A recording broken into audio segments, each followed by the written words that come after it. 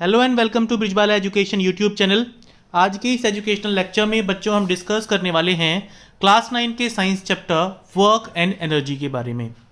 बच्चों ये फिजिक्स का चैप्टर है। इस चैप्टर को हम दो पार्ट्स में कंप्लीट करेंगे। ये इसका पार्ट 1 वीडियो है। पार्ट 2 का लिंक आपको इस वीडियो के डिस्क्रिप्शन में मिल जाएगा। और इस वीडियो के दौरान अगर आपको इससे वैल्यू मिलती है, अगर आपको वीडियो अच्छा लगता है तो प्लीज़ वीडियो को लाइक और शेयर जरूर कीजिएगा। कमेंट में अपनी राय जरूर बताइएगा। तो चलिए शुरू करते हैं। पिछले कुछ चैप्टर्स में, फिजिक्स के चैप्टर्स में, हमने मोशन को किस तरीके से डिस्क्राइब किया जाता है ये सीखा। हमने मोशन का रीजन क्या होता है ये सीखा। ग्रेविटेशन के बारे में पढ़ा हमने फिजिक्स के पिछले चैप्टर्स में। एक और कॉन्सेप्ट जो हमें कई नेचुरल प्रोसेसेस को समझने में मदद करता है वो है वर्क। और वर्क से ही रिलेटेड दो चीजें और हैं, एनर्जी एंड पावर। यानी वर्क, एनर्जी और पावर, ये तीनों एक दूसरे से जुड़े हुए कॉन्सेप्ट्स हैं। इस चैप्टर में हम इन्हीं तीन कॉन्सेप्ट्स के बारे में पढ़ेंगे। आगे इसने क्या बताया, हर लिविंग ऑर्गेनिज्म को खाना चाहिए। कुछ मीट खाते हैं, फ्लैश खाते हैं, कुछ प्लांट्स और प्लांट पार्ट्स को खाते हैं, कुछ एग्स खाते हैं। खाना अलग अलग होता है सबका, लेकिन हर लिविंग ऑर्गेनिज्म को, चाहे वो जानवर हो चाहे वो इंसान हो, उसको खाना चाहिए। लिविंग बींग्स को कई एक्टिविटीज़ करनी पड़ती हैं जिंदा रहने के लिए। इन एक्टिविटीज़ को कहा जाता है लाइफ प्रोसेसेस। जैसे हमें रेस्पिरेशन करना पड़ता है, हमें एक्सक्रीशन करना पड़ता है। तो ये सारी जो हैं ये लाइफ प्रोसेसेस हैं जो हमें जिंदा रहने के लिए ज़रूरी होती हैं। इन सारी प्रोसेसेस को करने के लिए एनर्जी आती है उस फूड से जिसको ये लोग खाते हैं। हम प्ले करते हैं, सिंग करते हैं, रीड करते हैं, राइट करते हैं, सोचते हैं, जंप करते हैं, साइकिल करते हैं, रनिंग करते हैं। इन सारी एक्टिविटीज़ के लिए हमें एनर्जी चाहिए। इवन अगर आप बेड के ऊपर लेटे हुए हो, हिल नहीं रहे हो, तब भी आपकी बॉडी के हार्ट बीट कर रहा होता है, दिमाग काम कर रहा होता है, आप कुछ ना कुछ सोच रहे होते हैं। तो इन एक्टिविटीज़ के लिए भी आपको एनर्जी की ज़रूरत पड़ती है। आगे देखिए, जो एक्टिविटी स्ट्रेनियस होती हैं, ठीक है, स्ट्रेसफुल होती हैं, उनके लिए एनर्जी ज़्यादा चाहिए होती है। एनिमल्स भी कई तरह की एक्टिविटीज़ करते हैं, जैसे वो जंपिंग करते हैं, रनिंग करते हैं, फाइट करते हैं एक दूसरे के साथ, अपने दुश्मनों से बच के भागते हैं, खाना ढूंढते हैं, रहने की जगह ढूंढते हैं। ठीक है, ये सारे काम करने के लिए एनिमल्स को भी एनर्जी चाहिए होती है। हम भी कुछ एनिमल से काम करवाते हैं, जैसे कि हम उनसे वज़न उठवाते हैं, लोड्स को कैरी करवाते हैं, गाड़ियाँ खिंचवाते हैं, खेतों में काम करवाते हैं उनसे। इन सारी एक्टिविटीज़ के लिए एनिमल्स को भी एनर्जी चाहिए। बात करते हैं मशीन्स की। मशीन्स को भी एनर्जी चाहिए होती है काम करने के लिए, और वो उनको एनर्जी मिलती है पेट्रोल और डीजल से। जिस तरीके से कार का जो फ्यूल है वो पेट्रोल डीजल है, उसी तरीके से हमारी बॉडी का जो फ्यूल है वो क्या है, हमारा फूड है। आगे आता है वर्क। वर्क क्या होता है? डे टू डे लाइफ में वर्क का जो मीनिंग हम समझते हैं, साइंस में वर्क की डेफिनेशन उससे कैसे अलग है। अब इस चीज़ को समझने के लिए हम कुछ एग्जांपल्स लेते हैं। तो बच्चों, एक बार इस पैराग्राफ से जाने से पहले मैं साइंटिफिक मीनिंग ऑफ वर्क आपको बता देता हूं कि साइंस क्या कहता है। साइंस कहता है कि work is done when force is there and some displacement is there. ये दो कंडीशंस जरूरी होती हैं, तभी साइंस कहता है कि वर्क डन हुआ है। जैसे अगर मैं आपको एग्जांपल दूं, आप कमली जो है ये एग्जामिनेशंस के लिए प्रिपेयर कर रही है, काफ़ी पढ़ती है, बुक्स रीड करती है, काफ़ी हार्ड वर्क कर रही है। वो डायग्राम्स ड्रॉ करके देखती है, अपने थॉट्स को ऑर्गेनाइज करती है, क्वेश्चन पेपर इकट्ठा करती है, क्लासेस अटेंड करती है, अपने फ्रेंड्स के साथ प्रॉब्लम्स को डिस्कस करती है, एक्सपेरिमेंट्स परफॉर्म करती है। बहुत सारी एनर्जी वो इन एक्टिविटीज़ पे खर्च कर देती है। और हम इंग्लिश में क्या है कहेंगे कि कमली जो है she is working very hard.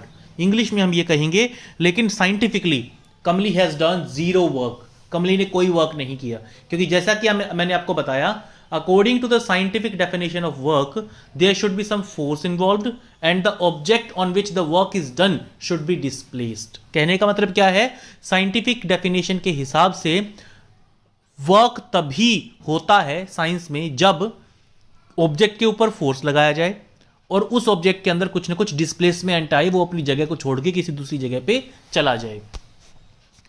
अब मान लीजिए आप एक बहुत भारी रॉक को पुश कर रहे हैं, लेकिन आपने पूरा दम लगा दिया, लेकिन फिर भी रॉक जो है वो अपनी जगह से नहीं हिली।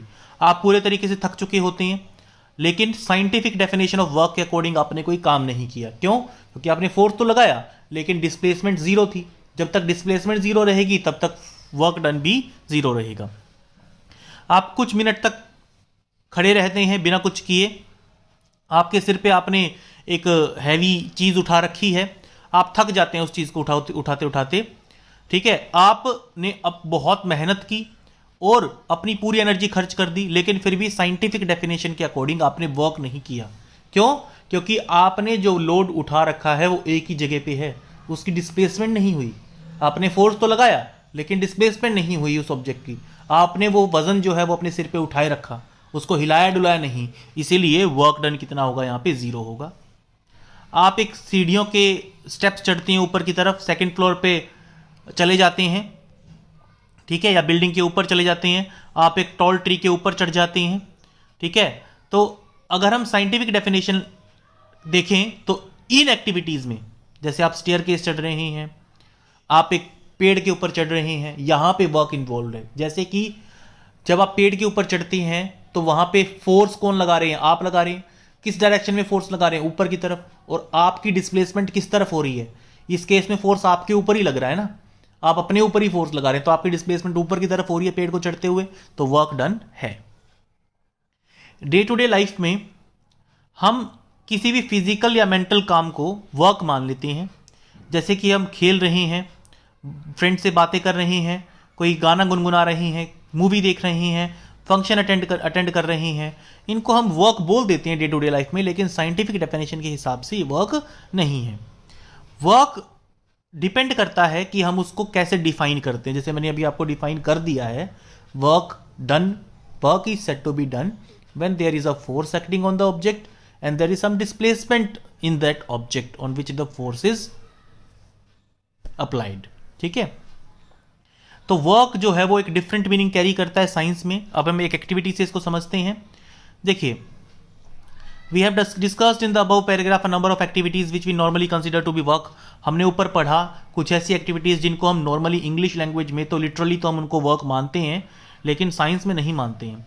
तो साइंस में वर्क की डेफिनेशन को समझने के लिए आपको 3 क्वेश्चंस खुद से पूछने होंगे। वर्क किसके ऊपर किया जा रहा है, उस ऑब्जेक्ट के साथ क्या हो रहा है, और वर्क कर कौन रहा है, और फोर्स लगाने वाला कौन है। तो यहाँ पे साइंटिफिक कॉन्सेप्ट बताया है वर्क का, ठीक है, मैं आपको पहले ही बता चुका हूं। अब हम कुछ सिचुएशंस की हेल्प से समझते हैं। मान लीजिए आपने एक पत्थर लिया, उसको पुश किया एक डायरेक्शन में, पेबल ने डिस्टेंस मूव किया, आपने उस पत्थर के ऊपर फोर्स लगाया और उस पत्थर ने डिस्प्लेसमेंट भी शो की, तो यहाँ पे वर्क डन है साइंटिफिक पॉइंट ऑफ व्यू से। एक लड़की एक ट्रॉली को खींचती है, ट्रॉली जो है वो आगे खिसक जाती है, लड़की ने फोर्स एक्सर्ट किया, डिस्प्लेसमेंट भी हुई, तो यहाँ पे वर्क डन है। आपने एक बुक को जमीन से उठा के ऊपर ले गए, मतलब टेबल के बराबर ले गए, बराबर हाइट पे, कुछ हाइट पे उठा लिया आपने उस बुक को, तो आपने फोर्स लगाया और बुक में डिस्प्लेसमेंट भी हुई ऊपर की तरफ, तो यहाँ पे क्या है? वर्क डन है। तो इन सिचुएशन से पता चलता है कि वर्क डन के लिए 2 कंडीशंस जरूरी होती हैं। फोर्स होना चाहिए, ऑब्जेक्ट के ऊपर लगाया जाना चाहिए, और ऑब्जेक्ट के अंदर डिस्प्लेसमेंट आना चाहिए। ये 2 कंडीशंस जब फुलफिल होती है तब हम क्या कहते हैं कि वर्क डन है। आगे देखिए, वैसे इसमें स्टूडेंट्स एक तीसरी कंडीशन और आती है, थर्ड कंडीशन, वो ये है कि फोर्स और डिस्प्लेसमेंट की डायरेक्शन राइट एंगल पे नहीं होनी चाहिए। अगर फोर्स और डिस्प्लेसमेंट की डायरेक्शन राइट एंगल पे है, फॉर एग्जांपल फोर्स इस तरफ लगाया जा रहा है, डिस्प्लेसमेंट इस तरफ है, ठीक है, तो वो क्या होगा? वहां पे वर्क डन कितना होगा? 0 होगा। ये मतलब वहां पे भी वर्क डन 0 होगा अगर फोर्स और डिस्प्लेसमेंट के बीच में 90 डिग्री का एंगल बन रहा है। तो एक मान लीजिए एक बुलक जो है वो कार्ट को खींच रहा है, कार्ट मूव करती है, फोर्स लगाया जा रहा है और डिस्प्लेसमेंट भी हो रही है, तो यहां पे वर्क डन हो रहा है। आगे आता है, अब आप अपनी डेली लाइफ से कुछ ऐसी सिचुएशंस छांटिए जहां वर्क डन होता है साइंस की डेफिनेशन के अकॉर्डिंग। अपने फ्रेंड्स के साथ डिस्कस कीजिए कि इन सिचुएशंस में वर्क डन है या नहीं। अपने रिस्पॉन्स का कोई ना कोई जवाब ढूंढने की कोशिश कीजिए।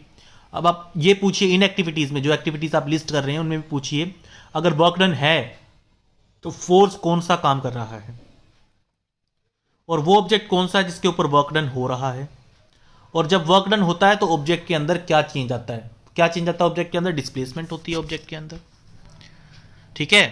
अब आप एक और एक्टिविटी दे रखी है, कुछ ऐसी सिचुएशंस ध्यान में लाइए जहां पे ऑब्जेक्ट डिस्प्लेसमेंट नहीं होती, फोर्स तो लगा रहे हैं हम ऑब्जेक्ट के ऊपर लेकिन डिस्प्लेसमेंट नहीं होती।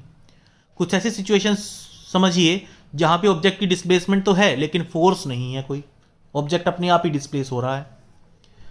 इन सारी सिचुएशंस को सोचिए, समझिए इनके बारे में, और फिर ये पॉन्डर कीजिए कि वर्क डन है या नहीं साइंटिफिक मीनिंग के अकॉर्डिंग। ठीक है, आगे देखिए, work done by a constant force. Work done करने के लिए हमें फोर्स की जरूरत होती है। आगे इसने क्या कहा है, साइंस में वर्क की डेफिनेशन क्या होगी।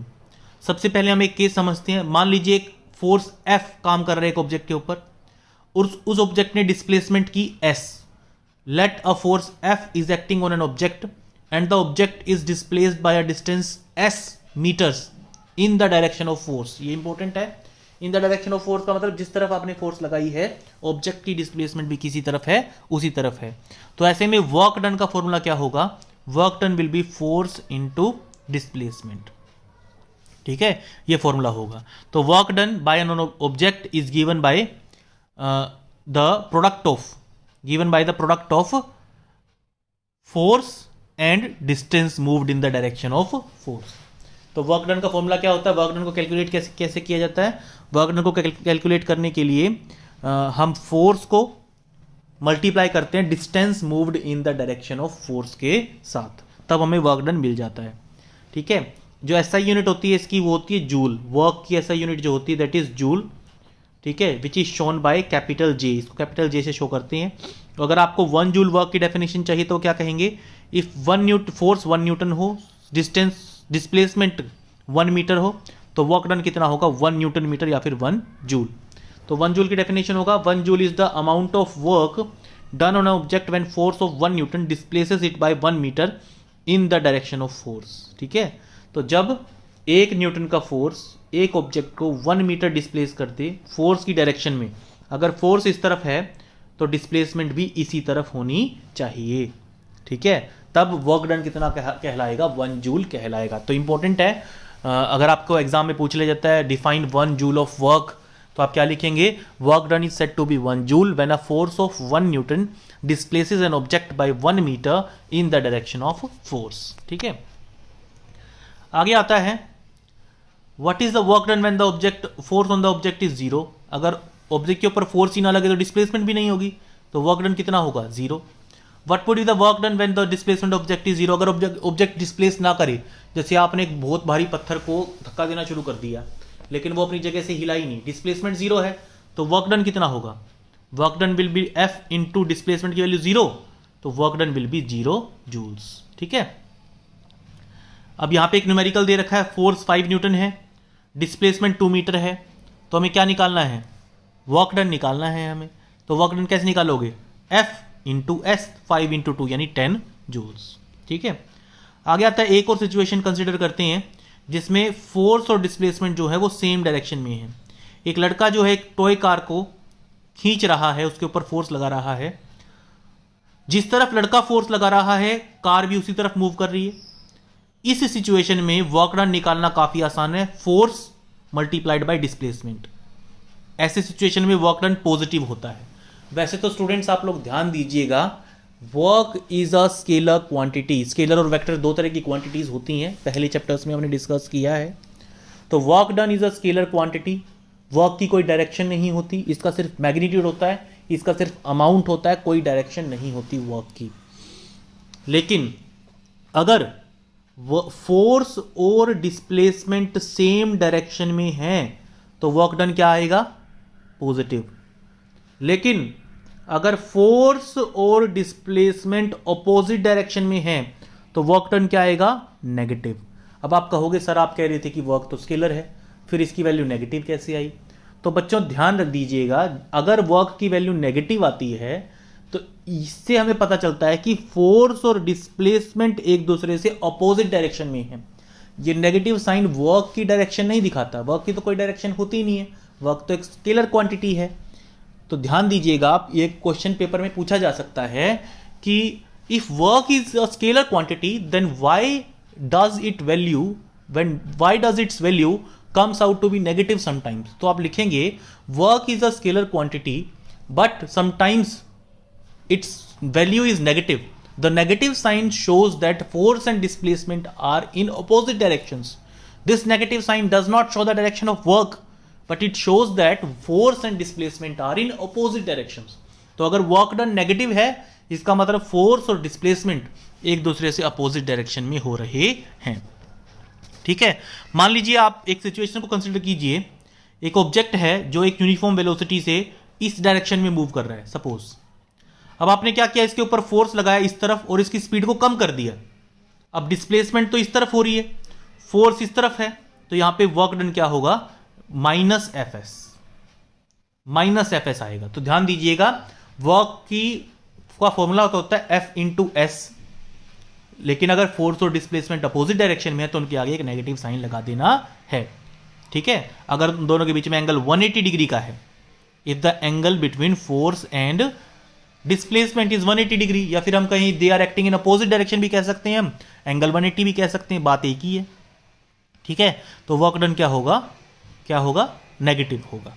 ठीक है, वर्क डन नेगेटिव भी हो सकता है और पॉजिटिव भी हो सकता है। और एक बात का और ध्यान दीजिए, अगर वर्क डन और फोर्स आपस में 90 डिग्री के एंगल पे आ जाएं तो क्या होगा, वर्क डन 0 होगा। ध्यान दीजिए, 3 सिचुएशंस हैं आपके पास, 3 सिचुएशंस हैं। पहली सिचुएशन तो तब जब फोर्स और डिस्प्लेसमेंट दोनों एक ही डायरेक्शन में है, तो ये वर्क का फॉर्मूला होगा। दूसरी सिचुएशन तब जब फोर्स और डिस्प्लेसमेंट अपोजिट डायरेक्शन में है, तो ये फॉर्मूला होगा। तीसरी सिचुएशन तब जब 90 डिग्री का एंगल बना रहे हैं फोर्स और डिस्प्लेसमेंट एक दूसरे के साथ, तब वर्क डन कितना होगा, 0। आगे इसने क्या कहा है कि एक ऑब्जेक्ट को ऊपर की तरफ उठाइए। आपने उस ऑब्जेक्ट के ऊपर फोर्स एक्सर्ट किया, उसको ऊपर की तरफ उठाया, ऑब्जेक्ट ऊपर की तरफ मूव करता है। द फोर्स, अब आपने जो फोर्स लगाया उस ऑब्जेक्ट के ऊपर, ऑब्जेक्ट उसी डायरेक्शन में डिस्प्लेस हो गया। आपने उसके ऊपर की तरफ फोर्स लगाया, ऑब्जेक्ट ऊपर की तरफ चला गया, तो आपका वर्क डन क्या होगा, पॉजिटिव होगा। क्यों पॉजिटिव होगा, क्योंकि जिस तरफ फोर्स लगा रहे हो ऑब्जेक्ट की डिस्प्लेसमेंट भी उसी तरफ हो रही है।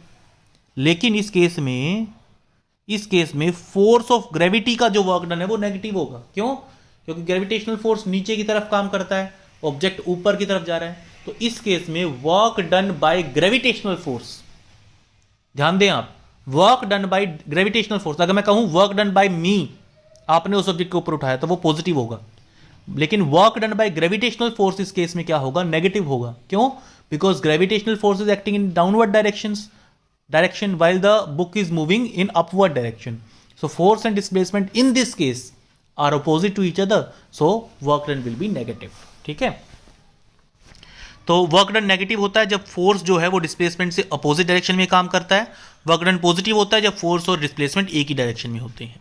आगे देखिए, एक कुली है जो एक 15 किलो के वजन को ग्राउंड से उठाता है और 1.5 मीटर ऊंचे अपने हेड पे रख लेता है। तो वर्क डन कैलकुलेट करना है हमें, you have to calculate the work done. बड़ा ही आसान फॉर्मूला है, वर्क डन का फॉर्मूला क्या होता है, एफ इंटू एस।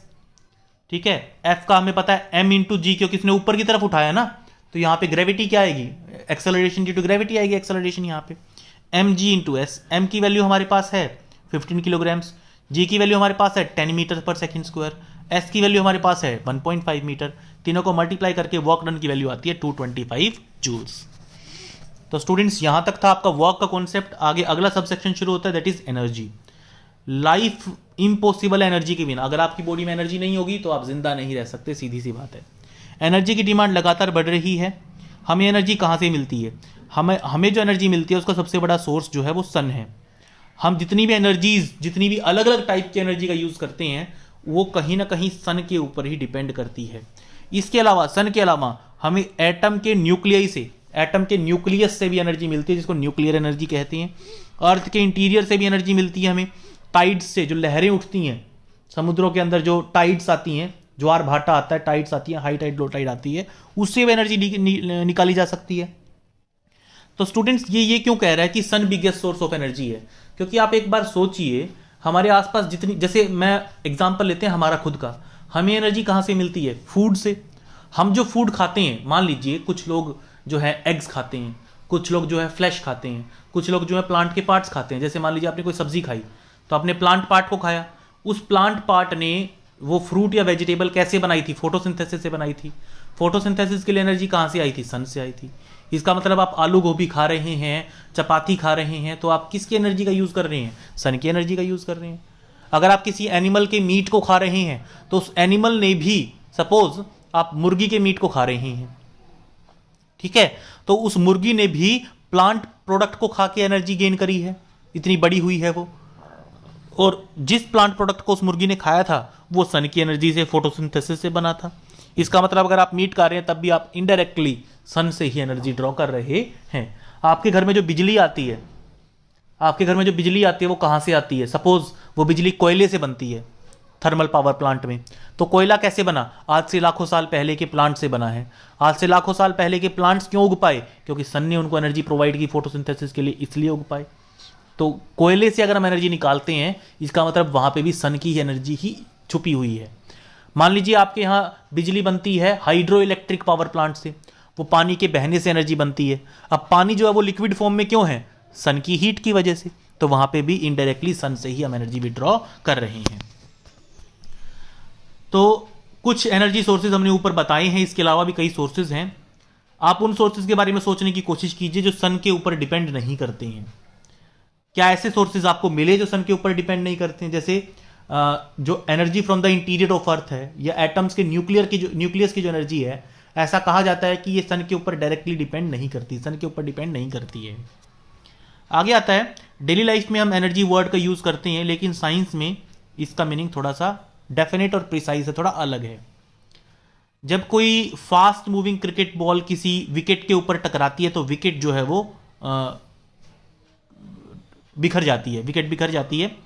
इसी तरीके से जब किसी ऑब्जेक्ट को हाइट तक रेज करके छोड़ा जाता है तो जिस भी चीज़ के ऊपर गिरता है वो उस चीज़ के ऊपर फोर्स एक्सर्ट करता है। फॉर एग्जाम्पल, आपने एक हैमर को उठाया और उसको एक नेल के ऊपर दे मारा, तो क्या होगा? वो जो नेल है वो लकड़ी के टुकड़े के अंदर चली जाएगी। इसका मतलब हैमर के अंदर क्या थी? एनर्जी थी। उसने अपनी उस एनर्जी की वजह से ही रेज्ड हैमर के अंदर नहीं, जिस हैमर को एक हाइट तक उठा रखा है हमने, फिर उसको पटक दिया नेल के ऊपर, तो उसके अंदर क्या थी? एनर्जी थी। उस एनर्जी को इसने किसने कन्वर्ट कर दिया? वर्क में कन्वर्ट कर दिया उस एनर्जी को उसने। एक फास्ट मूविंग क्रिकेट बॉल के अंदर एनर्जी थी, इसीलिए वो विकेट को जो है वो बिखेर पाई, विकेट को इधर उधर कर पाई वो। चिल्ड्रन जो है, कई बार हम टॉय कार का यूज करते हैं, पता नहीं आप लोगों ने खेली है या नहीं खेली है, लेकिन जब हम छोटे थे तो काफी खेलते थे। चाबी वाली कारें आती थी पहले, चाबी वाले गुड्डे गुड्डियां आते थे पहले, उनमें चाबी भरनी पड़ती थी गोल गोल घुमा के, ठीक है, फिर हम चाबी को निकाल लेते थे, ठीक है। तो क्या होता था कि वो जो खिलौना है वो चलता था, चाबी से चलता था। आजकल तो ज़्यादातर जो खिलौने हैं वो सेल से या बैटरी से चलते हैं, लेकिन उन दिनों हम क्या करते थे? चाबी घुमाते थे।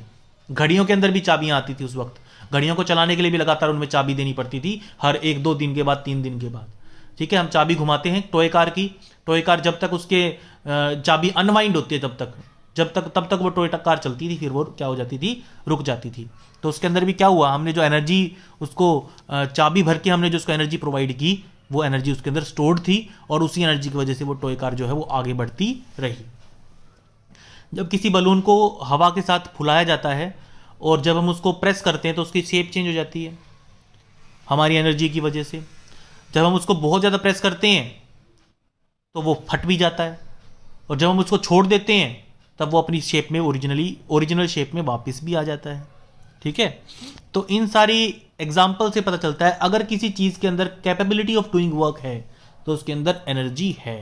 तो यही एनर्जी की डेफिनेशन भी है, ठीक है। मतलब अगर किसी ऑब्जेक्ट के अंदर वर्क करने की, काम करने की काबिलियत है तो उसके अंदर क्या है? एनर्जी है, ठीक है। तो एनर्जी की डेफिनेशन क्या होगी? Capacity of doing work is called energy. अगर किसी ऑब्जेक्ट के अंदर वर्क करने की कैपेसिटी है तो हम क्या कहेंगे? कि उसके पास एनर्जी है। जो ऑब्जेक्ट काम करता है उसकी एनर्जी लूज होती है, जिस ऑब्जेक्ट के ऊपर काम किया जाता है उसकी एनर्जी क्या होती है? बढ़ जाती है, गेन होती है। अब आगे आता है कि कोई भी ऑब्जेक्ट एनर्जी से वर्क कैसे कर सकता है। एक ऑब्जेक्ट जिसके पास एनर्जी है वो फोर्स एक्सर्ट कर सकता है।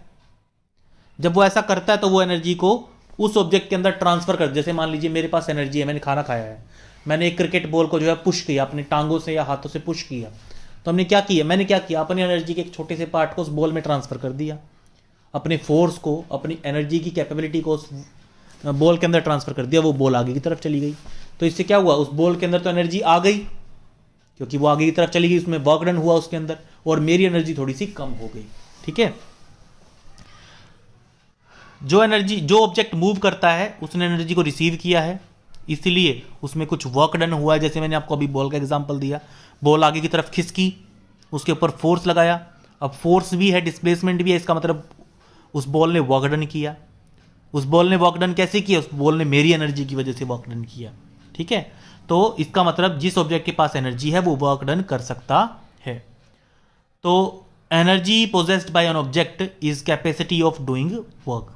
इसकी यूनिट भी जूल ही है, जैसे वर्क की यूनिट जूल है वैसे एनर्जी की यूनिट भी जूल है। तो 1 जूल की डेफिनेशन क्या होगी? 1 joule is the energy required to do 1 joule of work. अगर देखिए आप ध्यान दीजिएगा, अगर आपसे एग्जाम में पूछा जाए डिफाइन 1 जूल ऑफ वर्क, तो उसकी डेफिनेशन मैंने आपको पीछे बताई थी। अगर आपसे पूछे कोई डिफाइन 1 जूल ऑफ एनर्जी, तो आप क्या डेफिनेशन दोगे? 1 joule is the energy required to do 1 joule of work. 1 joule work करने के लिए जितनी एनर्जी चाहिए वो क्या होगी? 1 जूल एनर्जी होगी। इसकी एक बड़ी यूनिट भी होती है, kilo joules. 1 kilo joule is equal to 1000 जूल्स। ठीक है स्टूडेंट्स, आगे आते हैं। एनर्जी के कई टाइप्स होते हैं, types of energy, forms of energy. Energy जो है वो अलग अलग फॉर्म्स में, अलग अलग टाइप्स में मिलती है, जैसे कि mechanical energy, potential energy, kinetic energy, heat energy, chemical energy, electrical energy, light energy. हमारे आसपास अगर हीट है तो वो भी एक तरह की एनर्जी है, लाइट है तो वो भी एक तरह की एनर्जी है, साउंड है तो वो भी एक तरह की एनर्जी है। तो एनर्जी की कई फॉर्म्स होती हैं, कई टाइप्स होती हैं। ठीक है, एक टाइप है काइनेटिक एनर्जी। काइनेटिक एनर्जी होती है energy possessed by an object due to its motion. Moving object के अंदर जो एनर्जी होती है ना, उसको कहा जाता है काइनेटिक एनर्जी। जैसे कि एक मूविंग क्रिकेट बॉल है, फास्ट मूविंग क्रिकेट बॉल है, विकेट से टकराती है, विकेट बिखर जाती है। क्यों? क्योंकि उस फास्ट मूविंग क्रिकेट बॉल के अंदर काइनेटिक एनर्जी थी। और वो काइनेटिक एनर्जी क्यों थी? बिकॉज ऑफ इट्स मोशन, उसमें मूवमेंट की वजह से थी वो एनर्जी। आप एक, इसने क्या किया है, आप एक हैवी बॉल, इसने एक एक्टिविटी की है। एक हैवी बॉल लीजिए, पहले तो उसको 1 मीटर हाइट से गिराइए, एक लूज सैंड के अंदर गड्ढा हो जाएगा, उस गड्ढे की डेप्थ को मेजर कीजिए। फिर उसको थोड़ी सी और हाइट से गिराइए, फिर से गड्ढा होगा, कहीं और गिराइए, अब की बार गड्ढा थोड़ा सा बड़ा होगा। फिर उसको और ज़्यादा हाइट से गिराइए, अब की बार भी गड्ढा होगा, लेकिन अब की बार का गड्ढा और ज़्यादा बड़ा होगा। तो कहने का मतलब क्या है कि एनर्जी के ऑब्जेक्ट के अंदर मोशन जितना ज़्यादा होगा, उसके अंदर काइनेटिक एनर्जी या एनर्जी उतनी ही ज़्यादा होगी। ये पता चला रहा है इस चीज़ से। ठीक है, अब यहाँ पे देखिए, यहाँ पे इस तरह का एक सेटअप क्रिएट करना है आपको। एक ट्रॉली लेनी है, बीच में एक स्टॉपर लगा देना है, इन दोनों जगह में से एक जगह पे, और यहाँ पे एक पैन लटका देना जिसके अंदर आप वजन रखेंगे। जब इस पैन के अंदर वजन नहीं है तो ट्रॉली मूव नहीं करती। इस तरीके से आप एडजस्टमेंट कीजिए। जैसे ही आप इसके अंदर वजन रख देते हैं, ट्रॉली आगे की तरफ मूव करती है। लेकिन स्टॉपर, जैसे ही ट्रॉली आगे की तरफ मूव करती है और इस लकड़ी के टुकड़े से टकराती है, तो जो लकड़ी का टुकड़ा है जो पहले यहाँ पे था, वो खिसक के यहाँ पे आ जाता है। समझ में आई आपको मैं क्या कह रहा हूँ? जैसे ही आपने इस पैन के ऊपर वेट रखा, ट्रॉली ने मूव करना शुरू किया। लकड़ी का जो ब्लॉक पहले इस पोजीशन में था, वो मूव करके इस पोजीशन में आ गया। यानी इसके ऊपर क्या हुआ? इस लकड़ी के टुकड़े ऊपर क्या हुआ? Work done. ये वर्क डन किस वजह से हुआ? इस ऑब्जेक्ट के मोशन की वजह से हुआ, इस ऑब्जेक्ट की काइनेटिक एनर्जी की वजह से हुआ।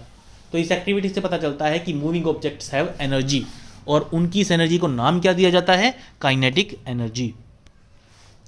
तो मूविंग ऑब्जेक्ट वर्क कर सकता है।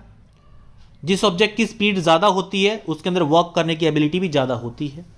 ठीक है, जैसे कि एक मूविंग बुलेट, ब्लोइंग विंड, घूमता हुआ व्हील, स्पीडिंग स्टोन का मतलब जो स्पीड से फेंका गया पत्थर, ये सारा, इन सब के अंदर काइनेटिक एनर्जी, और ये सारे वर्क कर सकते हैं। विंड जो है, बुलेट जो है, वो अपने टारगेट को कैसे छेद देती है, अंदर कैसे घुस जाती है? क्योंकि उसके अंदर काइनेटिक एनर्जी है। विंड जो है वो विंड मिल के ब्लेड्स को कैसे मूव करवा पाती है इलेक्ट्रिसिटी जनरेट करने के लिए? क्योंकि उसके अंदर काइनेटिक एनर्जी है। तो जिस ऑब्जेक्ट के पास मोशन होता है उसके पास एनर्जी होती है। गिरता हुआ नारियल, स्पीड से बढ़ती हुई कार, गोल गोल घूम के आता हुआ पत्थर, उड़ता हुआ एरोप्लेन, बहता हुआ पानी, बहती हुई हवा, भागता हुआ एथलीट, इन सब के अंदर मोशन है। इसका मतलब इन सब के अंदर काइनेटिक एनर्जी है।